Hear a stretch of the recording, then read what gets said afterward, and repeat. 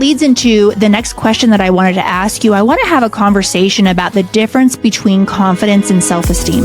Welcome to the Christy-Faith Show, where we share game-changing ideas with intentional parents like you.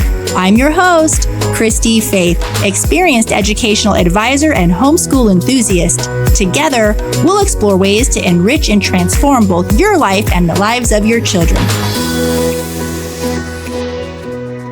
As a homeschool mom who values a family together approach and leans towards the classical and Charlotte Mason styles, I often struggle to bring my educational vision to life with my kids' diverse ages and learning needs. With all our interests and super packed schedule, bridging that gap between the dreamy homeschool I want and reality, I gotta be honest, it's a challenge. Now, yes, I know perfection isn't the goal, but if you're listening and you could use a little easing of your mental load in your day-to-day, I found a resource that has become the quiet hero of our routine, and it could be a really great option for you too. BJU Press Homeschool Curriculum. Now, many think that BJU Press Homeschool is solely an all-in-one option, and though it does excel in that role, did you know you can also opt for specific courses and tailor them to fit your family's needs, just as I have? BJU Press Homeschool provides the perfect balance of structure and flexibility and easily complements my family's mixed age, family together on the couch learning style. They are second to none in integrating a biblical worldview, stimulating critical thinking, and offering tons of hands-on activities in the lessons. To find out how BJU Press Homeschool can come alongside you in your homeschooling goals too, visit bjupresshomeschool.com or click the link in the show notes. Welcome back to part 2.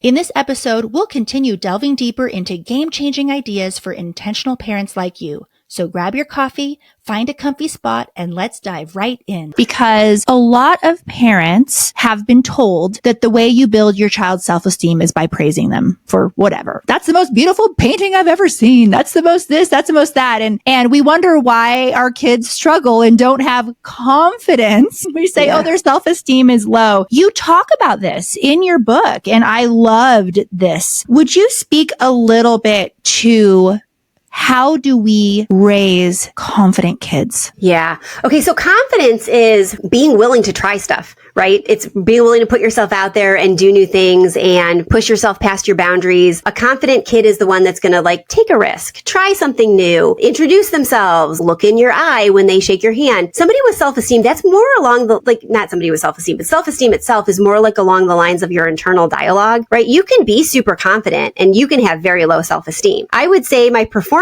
is that person. If you met her, you would think she is the most confident person on earth, but she has low self-esteem. She has a low self-image. She's very much a teen girl who's very hard on herself, always thinks she can look better and speak better and do better or should have said something else, is very self-critical. That is an internal dialogue that's constantly going on. And that's something, that frankly, our kids can see through in a second. If you're telling somebody who's just starting to use your example, just starting to learn how to watercolor, that is the most beautiful painting you've ever seen, they're going to be like, yeah, right.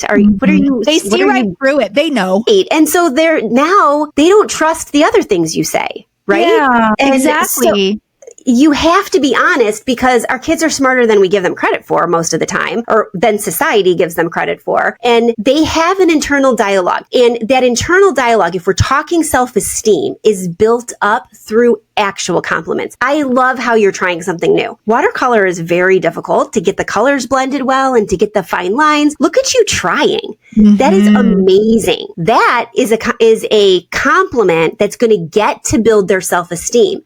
And because you're building their self-esteem and you're not focused on the outcome, their confidence to try something new and to keep trying new things is going to grow. So many people, and you asked this question when you were talking to me before, but it's a really good segue into it, and it goes hand in hand, that idea of resilience. Resilient people are people who bounce back from adversity, fail at something, dust themselves off, and try again. So somebody with the same example who's trying to learn how to watercolor and is creating a big mess of color that's blending together in a way they didn't anticipate, but is being told, wow, you tried something, and that is amazing, because so many people don't try, and their self-esteem is going up. So their confidence to keep trying, because they're valued for their effort, is going to keep going up. So then when they fail, they're more resilient and willing to throw that one away and try again, instead of throw that away and walk away. And so many people think that resilience is built by telling kids, just suck it up. Try again. Do it. Nobody's perfect the first time. Well, again, kids see through that. So that doesn't give them any information. When we help them work on their internal dialogue so their self-esteem can grow, and we give them the confidence to keep trying new things because it's not about the outcome, they're more willing to try new things, and they're more willing to put themselves out there, and they're more willing to portray this outward sign of confidence, so then that when they fail or when they come up to a situation that wasn't exactly how they thought it was going to be, they can dust themselves off and try again or keep pushing through because they're not being battered down in any of those areas or being given these really empty compliments or feedback. Or results-based praise. Because if we do those things, and this is something you talk about too, not just in your book, but in general, we stop being that soft place to land for them. And how important it is that we are that safe place for them. You know, the psychological term is healthy attachment to the people who matter most. And that's so pivotal. I remember you came into Thrive Homeschool Community and just tore the house down with your masterclass on resilience. Everyone just absolutely loved that. And Colleen, you've written a book on resilience. I have, actually. I have a book. It came out 2 years ago, I think. It's called Raising Resilient Sons. And the subtitle is A Boy Mom's Guide to Building a Strong, Confident, and Emotionally Intelligent Family. And so it pulls all of that they just talked about in. And while the book is Raising Resilient Sons, it is about some of the psychology about boys, because boys are different. They think differently. They're wired differently. And too often we focus on the self-esteem of girls and forget about boys in today's society. But the content of the book is geared towards your entire family and does actually very much like the Homeschool Advantage does. At the end of every chapter, there's little kind of try this or do this, key takeaways, so that if you're a busy mom and you just need some actionable stuff for that topic, it's right there for you to start instilling confidence and resilience right away. In fact, the first time I read your book and I got to the end of every chapter and I was like, oh, Colleen loves us. She made this open and go. That's my exact thought. Here, I don't even have to think about what to do. She just gives it to me. So we have those tangible takeaways. I want to shift gears a little bit. So many parents start homeschooling because they did not like learning growing up. Learning definitely had a negative connotation in their brains, and they say, I want my child to love learning. And then they immediately buy a big fat box curriculum and have their kids sit down 7 hours a day and sit there on the computer and do those computer programs make you do, or the online programs, or, you know, all of those, the big box. Not speaking against those. There is a time and a place for that. Colleen and I will be the first to tell you that there is nothing wrong with that. But the message here is deep breath. If we truly want our kids to love learning, there are some things we need to let go of, isn't there? Yes. So, and this is the core of everything I do, right? I mean, my website is called Raising Lifelong Learners. We have to let go of other people's expectations first and foremost. And the expectation of education is supposed to look a specific way. And the truth of the matter is, you can help your kids love to learn.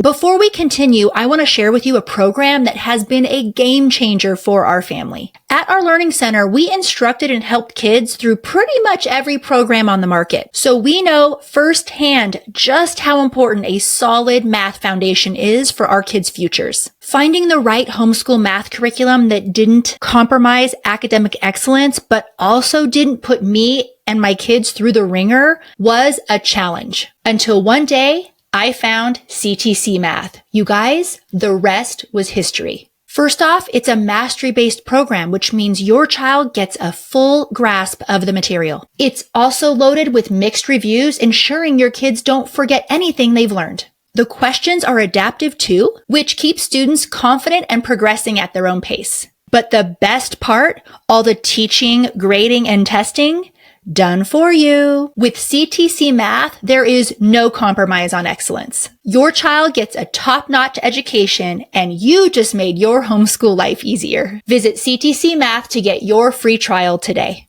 Is your child struggling with attention, memory, reading, writing, or math? If you're experiencing this, you know how heart-wrenching it is to watch them face these hurdles. You've poured love, time, and attention into their education, yet the struggle persists, leaving you feeling stuck and desperately searching for answers. You guys, I want you to know about Learning RX, a proven program designed to help your child's cognitive skills, enabling them to think faster, learn more easily, and perform at their best. I'm talking getting real long-term help here with things like ADHD and dyslexia. Learning RX is backed by 35 years of research, and their results are transformative. Use code HOME50 for $50 off your cognitive skills assessment. Go to learningrx.com or click the link in the show notes. No matter what curriculum you use, the curriculum is a tool to help you achieve your goals, which is why we have to be really careful as homeschool parents not to become a slave to what the table of contents or the author's note or the note to teachers say in our curriculum. Doesn't matter. I mean, frankly, it does not matter what you use. Your kids are going to learn if you have the intent to help them love learning and be curious,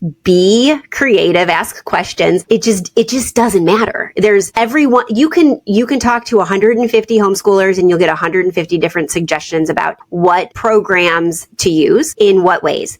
The bottom line is, if you want your kids to love learning, you have to model it for them and you have to help them understand that learning for its own sake is the most important thing. And that it is completely and totally impossible to know everything about everything. And if they understand that, the whole world opens up because they no longer feel like they're missing out or they're behind or they have to catch up with anything. And neither do you if you can allow yourself to truly believe it, because there's just no way to get everything. As a teacher, as a former classroom teacher, our goal was to get to like 70% of the books before we ended the school year. That's why every single subsequent year's curriculum has several chapters of review, because nobody expects you to get through an entire program in a year. It's impossible. And every district throughout the state, and then from state to state to state, all teach different things at different times. So if kids move, which happens, they're not getting the same education. So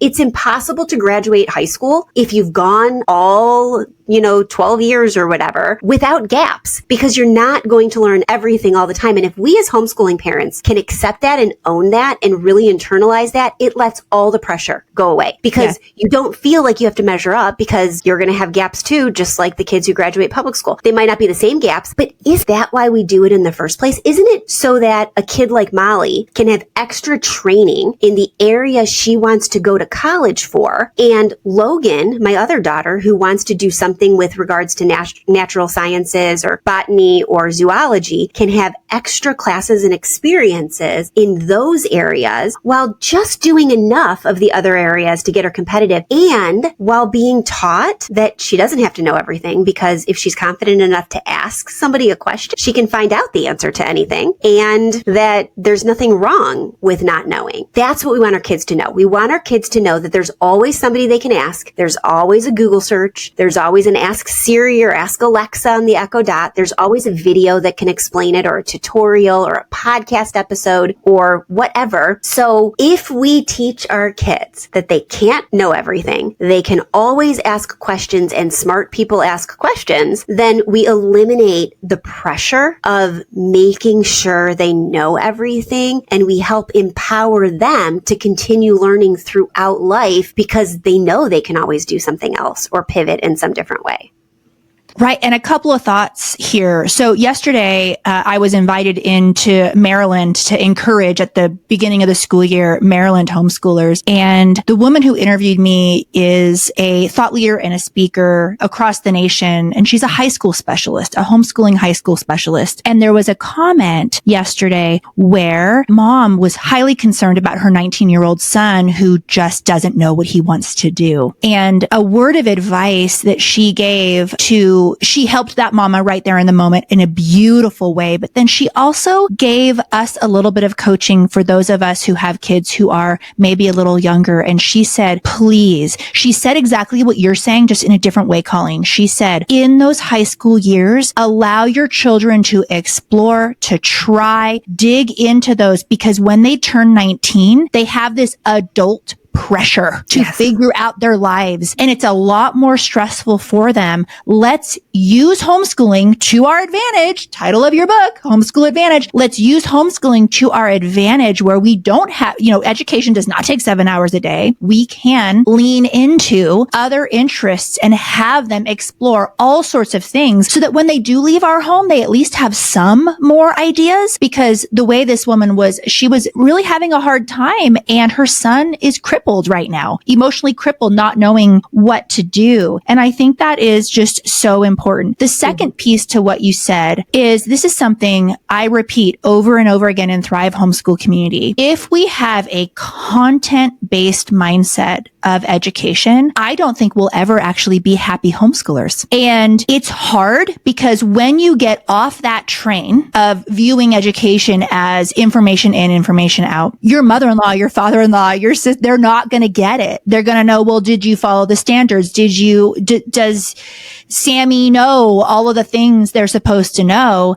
And to be resolute and confident, no, yes, he knows exactly what he's supposed to know. He is exactly where he needs to be. But this, not only can we never learn everything on the planet before the age of 18, but it shouldn't even be the pursuit. That completely kills the love of learning. And it's interesting when you talk about curriculum and using it as our tool. It's, I have a kiddo who in my household who struggles through math. And one of the encouraging words we always tell this child is, math is just the vehicle for you growing in this particular area. And the area that we're focusing on right now is a soft skill of perseverance and things like that. And so just getting past her own self, getting past ourselves, which all of us need to do. But I think that is just such words of wisdom in terms of when you are a new homeschooler, though, what I don't want you to hear from us is, oh my goodness, I'm not doing this. I'm doing it wrong. That's right.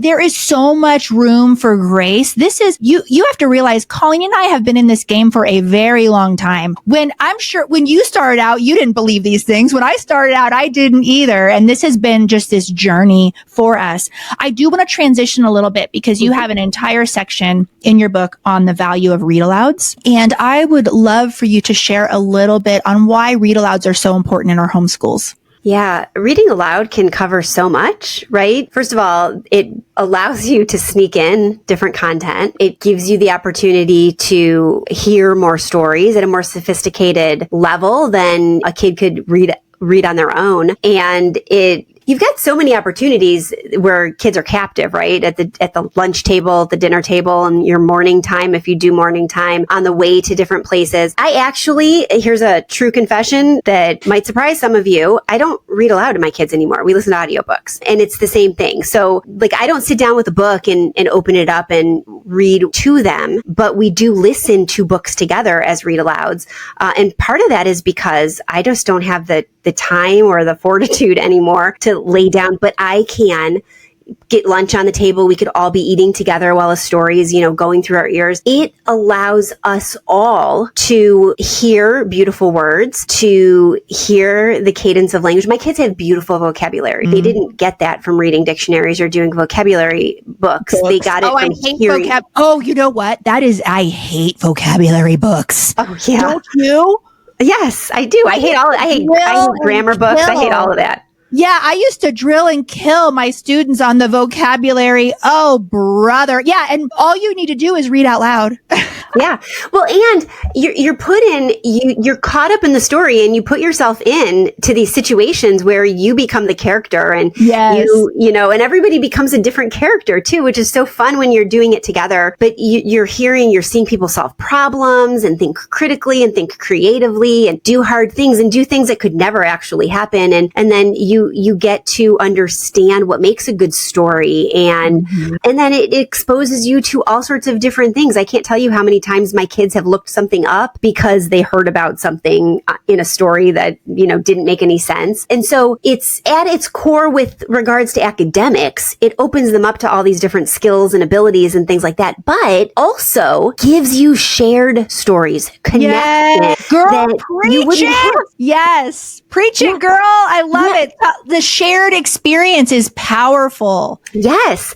And that, I think, is one of the most powerful things about about homeschooling, and read-alouds are just one of the better vehicles to do that. You have the chance to connect with your kids at a deeper level through the shared stories you're hearing and the experiences you're doing. If you're driving to, a play practice or a sports practice and you've got a story going on that you're all listening to, now you have something to talk about. Why did the character do that? What's going on? What would you have done in that place? And then later, you never know when your kid's going to be like, well, wait, that's like when so-and-so did this. So it builds these connections and these talking points and gives you like a shared history and shared stories that you can refer to throughout your life, and builds that family history, for lack of a better term, that you can keep building on as you and your family grow. And it brings all ages together, because it doesn't matter how old some of your kids are, how young some of them are, they all get different things out of it and get stuff out of just being together and hearing those stories together. Yes. And I even think youth literature, the authors tend to be better, honestly, because they can't be dirty and things like that. And so the storylines and the plots are just much more engaging. And doesn't C.S. Lewis say, like, if there's a children's story that can't be enjoyed by an 99, I don't know the exact quote, but basically he was saying that it's not a good story at all. Like, if it's a good story, it's a good story, and it will be enjoyed by a 5-year-old and a 95-year-old. And that is just so true. Even picture books, a beautifully illustrated and written picture book. Can I tell you, there are some picture books that literally have me weeping as a woman in her 40s that were age appropriate for my 7-year-old, Yeah, well, the art of picture book writing is truly an art, and probably one of the most difficult types of books to write well, because the word count is so short. And I remember I've got a couple unpublished picture books that I've worked on for years, and one of them that tragically was accepted to 2 different publishing houses at 2 different times, and then wasn't subsequently published. One time an editor left that publishing house and all of their books in process were killed. And the other time the publishing house went away. It just went away. So it's still there to be worked on and chopped around again someday. But that book started out at like 2,700 words, and it is now 790 words. And the 790 words that it is honed down to are the absolute best 790 words, and took over 2 years of workshopping and working with experts to get it down there. It is beautiful, but it's still informative because it's narrative nonfiction. It takes so much. So a good picture book is actually higher quality writing than most novels. Oh, absolutely. And I do a lot of copywriting. And when you do copywriting and script writing, you know how many words you have to say what you need to say in 30 seconds. Oh my goodness. It would be so much easier if I could just drone on and write 4 pages on it. What's harder? There was one script that I wrote that was a 30-second script that took me 8 hours because it's harder to write fewer words. Okay. Here's something that I think is a little bit edgy for education in general. I want to shift gears here and talk about creativity. The reason why I wanted to bring this up today is very common reasons why people homeschool. We already hit on, I want my kid to love learning, but the second thing is always, I want my kid to be a critical thinker. And those things are fabulous. You believe also that creativity should be up there, don't you? Whether you're newer to homeschooling or you've been homeschooling over a decade, the fact is, creating a streamlined, successful homeschool is hard. The pressure is high, and the weight of responsibility often leads to self-doubt, second-guessing, and feeling completely overwhelmed with the excessive amounts of opinions and curricula options out there. We love our kids, and at the same time, the stakes are high. We don't want to mess this up. So how do we build a homeschool that our kids will thank us for when they're adults, and one that you have 100% confidence in? The first step to pulling all of that off is joining Thrive Homeschool Community. Thrive Homeschool Community is where you learn the 8-step homeschool success framework to build an undeniably successful homeschool. Each year and each kid presents us with uncharted territory. But when you have a good plan, the right plan, you can rest in the security and confidence that you are doing a great job. The path is easy. Join Thrive, say a quick hello to your new friends, start the 8-step homeschool success framework, and kiss anxiety goodbye. It's risk-free, no contracts. You can cancel anytime, no questions asked. Go to Christy-Faith.com. That's CHRISTY-FAITH.com. Enter promo code podcast for $10 off your first month. See you inside. The show will resume in just a minute, but first I want to share with you an incredible resource that is totally free to homeschooling families everywhere. Have you ever felt like you were on trial for your homeschooling choice when visiting a doctor or another service provider? It's unsettling, especially when someone misinformed has the power to threaten your family. Unfortunately, we have heard countless stories of parents who have felt trapped in offices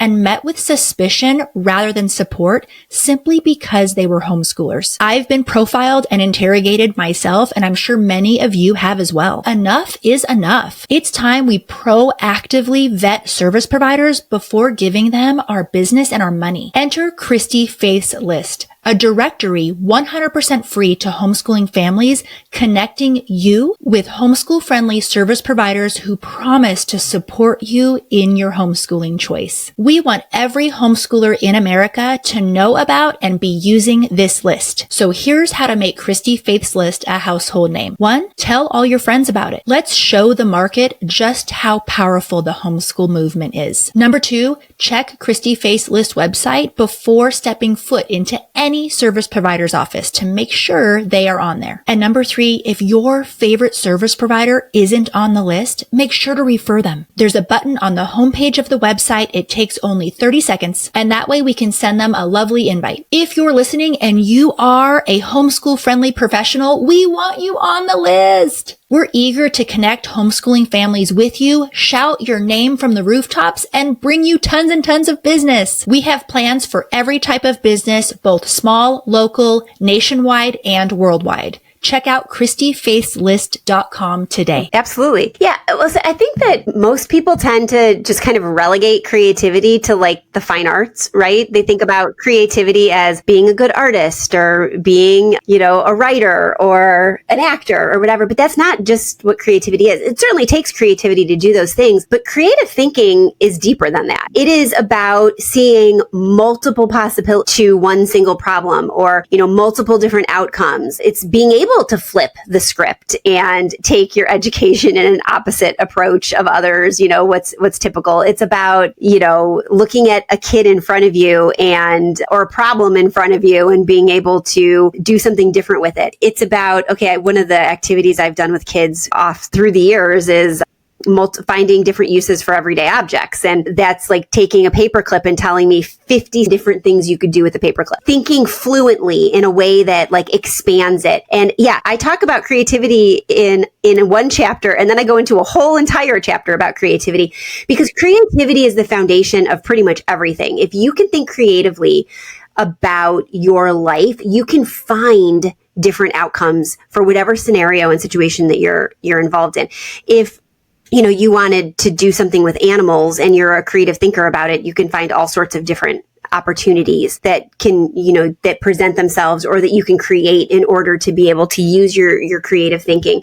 The other thing about that is it allows you to approach everyday problems with an open mind and multiple solutions. In my membership community, the Learners Lab, once a month we do a creative thinking class, and it's oftentimes loosely related to whatever social and emotional theme that we're doing, but sometimes it's just about letting your brain kind of go with the flow and tapping into a different level of creative thinking. And sometimes we bring critical thinking into it because critical thinking relies on creative thinking too. You need to be able to think about things that have happened before and then creatively apply them to things that are currently happening. That's how we best, keep situations from repeating themselves politically or whatever.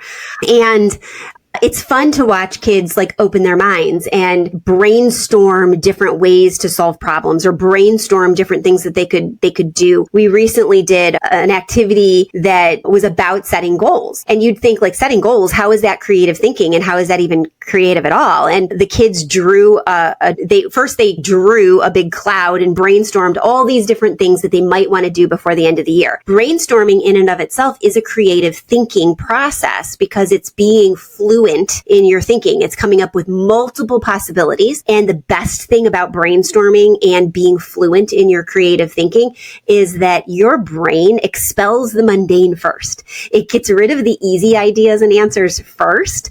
So the everyday solutions get out of your brain, and then they get harder and harder and harder and harder, or more innovative or more interesting as you go. So when the kids brainstorm all these different things that they might want to do before the end of the year, then we take one of those and we draw a dream ladder, and the kids put their goal at the top of the ladder, and they go rung by rung by rung, building step by step by step how they could conceivably get to that goal, which again is creative thinking, because they've got to put themselves ahead of where they are right now and see the possibilities, which opens them up to that kind of thinking that hasn't happened yet. Forward thinking, future thinking. If we can help our kids do that kind of stuff early on, they become people who create their own futures, or solve world problems, or innovate for their business or their employee or employer. And that's who we want at the helm, right? In the future, because those are going to be the people that make our world a better place. And so spending time on creativity is worth it. And it's really worth thinking about creativity as its whole, the whole part of creative thinking that it is, and not just the fine arts. Absolutely. And, the title of your book, the subtitle, A Child-Focused Approach to Raising Lifelong Learners. I wanted to ask you, what is something widely accepted in the world of education that you just disagree with and can't get behind? So really, the biggest thing I believe that most people will tell you isn't true is that you are the best parent and teacher for your kid. Like, you're the best person for your kid. I've said this before, if there's nothing else you take out of anything I've ever written, spoken about, said, whatever, it's that you know your child best. There is nobody out there who knows your child better than you do, who knows your child's strengths, knows their weaknesses, knows their loves, knows what lights them up inside, knows how to ignite their passions than you. And because of that, there's nobody who's going to fight for them more. There's nobody who's going to advocate for them harder. There's nobody who's going to move every mountain that comes in your way to find the best possible everything for them than you. And because of that, you're of course their best teacher. Nobody can do it better than you, because nobody loves them like you do. Nobody cares about them like you do.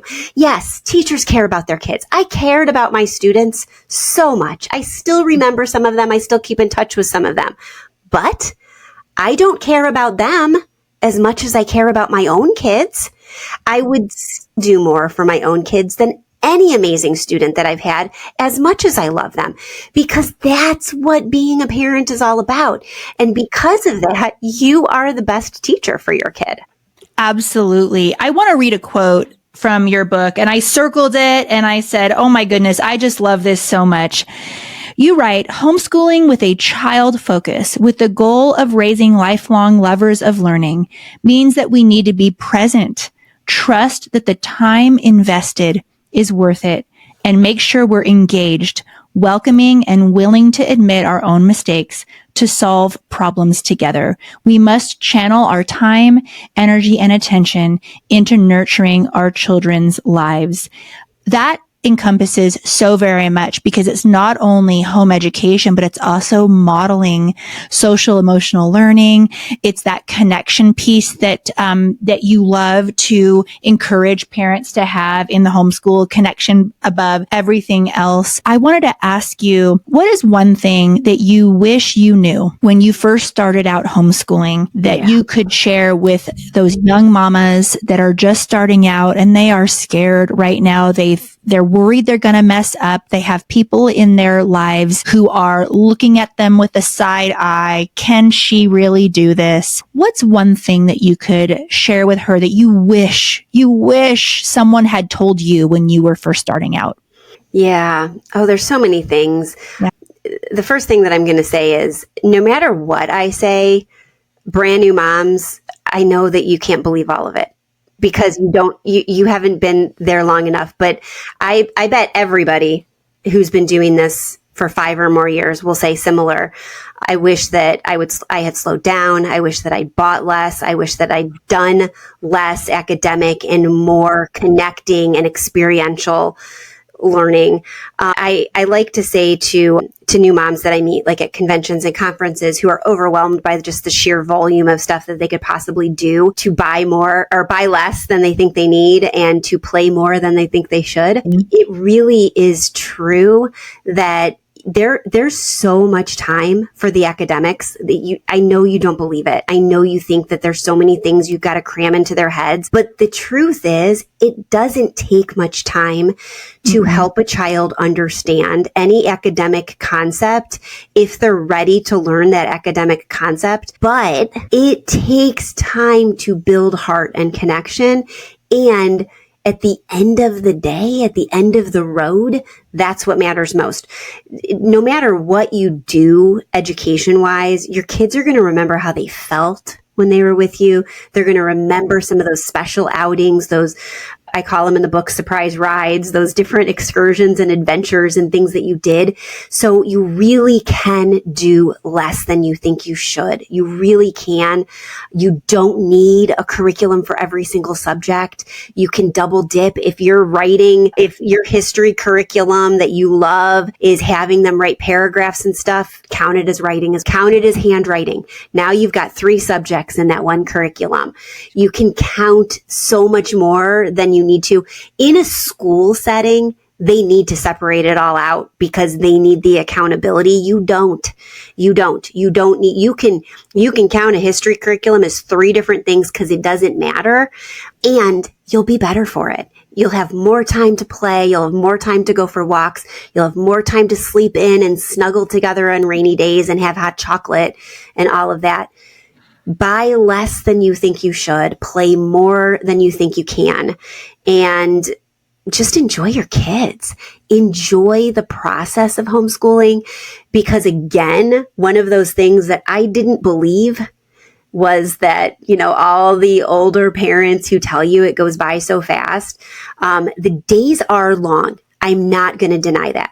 There are some days that feel like they're never going to end, and they're hard, and you don't know why you ever chose this alternate route, because it'd be so much easier to ship them off for the day. The days can be really, really long, but the years really, truly are short. You blink and they're gone. It was yesterday. I was thinking about pulling my kid out, and I have a 21-year-old graduate, a 17-year-old who's doing college applications right now, a 15-year-old freshman in high school, and an 11-year-old 6th grader. I just think about all the things I could have done and wish I'd done more playing, wish I'd done more field trips, wish I'd done more, overnights and things like that. So really, if it comes down to it, this is very long-winded. But if it comes down to it and you have the opportunity to go do something that makes memories, or you feel like you have to stay home to get the math done because you're behind in whatever schedule you've set for yourself, always, always, always go make the memories, because you can always catch up the math. Hi there, podcast family. If our episodes bring a smile to your face, challenge you, or spark your thoughts, tap that like and subscribe button to stay connected with us. Also, we'd truly love to hear your voice in the comments. Your insights and stories are what makes this community special. And not only does it allow us to hear you, but your engagement helps us reach more people and spread our message. So go ahead and don't be shy. Like, subscribe, and comment. You can always, absolutely, and I don't have a student yet who has graduated, but already I see they start to get busy when they get older. You can't do the nature walks, all those dreamy things. There comes a time where we already have part-time jobs. We have classes. We have sports and those years, I already see them dwindling away. Luckily, I have an age gap between my oldest and then the youngest 3, but man, am I doing things differently with my youngest 3 than I did with my oldest. Poor guy. Poor guy. I apologize to him all the time, but he loves me. He loves me anyway. But yeah, because when I started homeschooling, I did not start my deschooling journey quite yet. I was still heavily invested in academia, and, the appeal to homeschooling for me initially was the classical education where, oh my goodness, I could create this savant that's going to get into Yale by the age of 16. And I was very much, it's embarrassing, really. I had my 4-year-old in cello. Why did I do that? And so we laugh about it now, but you are so right, Colleen. And I know that a lot of moms are tired of hearing it, I right? know. In the grocery store, cherish those moments, young lady, right? But truly, it is absolutely the case. And I am already mourning the years and the times where we got to stay home and get this done, and we gave up some really cool things. So I love that. I know the people are going to want to glean more of your amazing wisdom and over 25 years experience in education. Where can my listeners find you first, and where can they buy your book? Yeah, thank you. Okay, so you can find me at raisinglifelonglearners.com, and everything is there. Links to my podcast, which you could find on all podcast players. It's the same name. You could find information about my community there. It's linked at the top. All my social is there, but I'm pretty much either Colleen Kessler or Raising Lifelong Learners on all social media platforms. And the book, The Homeschool Advantage, a child-focused approach to raising lifelong learners. Okay, so you can find the book anywhere the books are sold. You can find it, Amazon, Barnes & Noble, wherever actually local bookstores have it. I found it, which is so fun. I know you've experienced this too, right? Finding your book out in the wild. It's so weird. And then Scott was like, you should hide and sign it. And so I was there signing my book. And of course, what are my kids doing? I'm hungry. When can we go? It's like, they do not even, it's like, this is a moment, kids. They didn't care. Yeah. Which is good. It's funny. The first time I signed one of my books in the store, they checked my ID to make sure I was really the person. Like, I'm not just going to put, why would I pick up a random book? Like, whatever. And a parenting book of all, if I was going to pick up a book and pretend to be an author, I don't know that it would be like a parenting book, but anyway, but it was fun because then they had me sign it and I put the autographed copy sticker on the top, which was fun. But it is, you can find it anywhere. And I would love it if you do grab the book. I'd love it if you'd leave a review on Amazon or wherever you purchased it from, because it really helps. Christy will tell you, it really helps get those reviews up, and it lets other people know that it's a book worth reading. And it is something I'm incredibly proud of, and is a culmination of a lot of years of parenting and teaching, and then just my education background. So I appreciate you giving me this time to chat about it. Oh man, yes. And it truly is such a great book. We joked earlier because my deadline was a little bit earlier than yours, right? Mine came out in March. Yours is out now. And we've always talked about how these feel like companion books, don't they?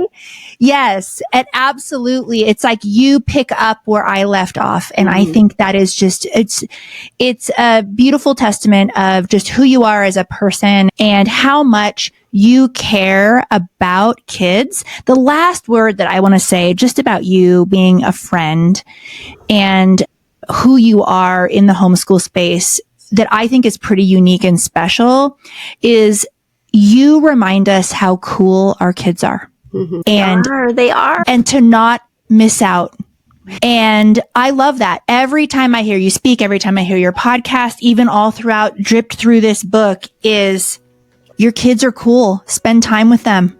And when you uncover how cool they are, you're going to uncover those interests, and then you're going to lean into those interests. And then they're just going to be these cool adults and so I just love your messaging, and it's so in alignment with everything that I also wrote in my book. So thank you so much for coming on the show today, Colleen. Thank you for having me. I appreciate your time.